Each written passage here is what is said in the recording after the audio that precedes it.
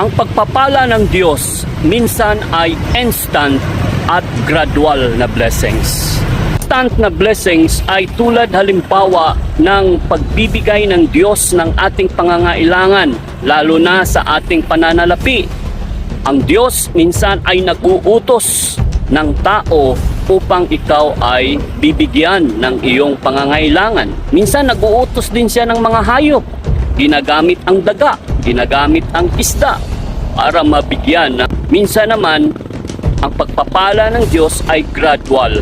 Ibig sabihin, pag pangailangan natin ng pananalapi, kailangan natin ng maghintay, kailangan natin magtiis. Subalit ang Diyos ay tapat na nagbibigay sa atin ng karunungan upang gawin ang dapat gawin. Siya ay tapat pa rin, nagbibigay ng kalakasan na upang gawin ang dapat gawin upang makamit natin ang